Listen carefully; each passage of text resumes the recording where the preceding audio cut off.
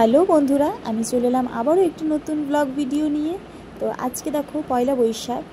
তো আজকে পয়লা বৈশাখ উপলক্ষেই বলতে পারো, বা মেয়ে অনেক কদিন ধরেই বলছে যে মা হলুদ ভাত খাবো। হলুদ ভাত মানে হচ্ছে আমরা যেটাকে আর কি বাসন্তী পোলাও বলি। তো যাই হোক, আজকে এতদিন ধরে বানানো হয়নি, এই পুজো আজকে যাচ্ছিলো বলে, তো আজকে ফাইনালি বানালাম। তো আমি নিয়ে এসেছিলাম ফরচুনের গোবিন্দভোগ চালটা। তো দেখো আমি প্রথমে কিন্তু ওই চালটাকে ভালো করে ধুয়ে নিচ্ছি। যে কোনো চালই ধরো প্রথমে ভালো করে ধুয়ে ময়লাটাকে বার করে নিতে হয়। তো আমিও চালটাকে ভালো করে ধুয়ে ময়লাটা বার করে নিচ্ছি।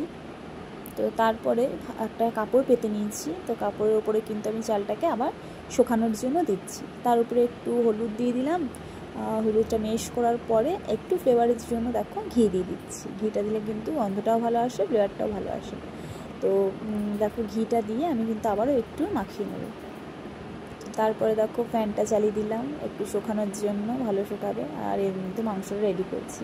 তো আদা রসুন আর পেঁয়াজ একটু পেস্ট করে নিচ্ছি। আর আমি অল্পই ঝাল দিয়েছি। তা করতে করতে দেখো আমার কিন্তু চালটা এরকম ঝরঝরে হয়ে গেছে। আর এইবারে মাংসটা রেডি করে নিই।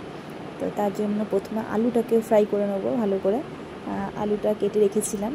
তো আলুটা ভাজা করছে, আর মেয়ে বারবার এসে দেখছে কতটা কি হয়েছে না হয়েছে। ওর কিন্তু প্রচণ্ড খিদে পেয়ে গেছে, আসলে একটু বেলাও হয়ে গেছে। তো তো দেখো এবার মাংসটার জন্য আমি কটা তেজপাতা, একটা শুকনো লঙ্কা আর একটু গোটা জিরে দিয়ে আর পেঁয়াজটা দিয়ে ভাজা ভাজা করবো এবারে। তো পেঁয়াজটা একটু ভাজা ভাজা হওয়ার পরে আমি গোটা গরম মশলা, দারচিনি, লং, এলাচ দিয়ে একটু ভাজা ভাজা করে নিয়ে আদা রসুন পেস্টটা কিন্তু দিয়ে দিলাম। তো যাই হোক, এটা একটু ভাজা ভাজা হোক, একটু গন্ধটা ছড়াক। তা করতে করতে দেখো আমি কিন্তু একটা বাটিতে গুঁড়ো মশলা, হলুদ গুঁড়ো, জিরে গুঁড়ো, ধনে গুঁড়ো একটা জল দিয়ে বাটিতে রেখে দিলাম। তো মশলাটা একটু গন্ধটা যে ছিঁড়েছে, তার মধ্যে কিন্তু আমি ওই মশলাটাও দিয়ে দিলাম। তো এটা একটু হোক, এটা হওয়ার পরেই কিন্তু আমি মাংসটা দেবো।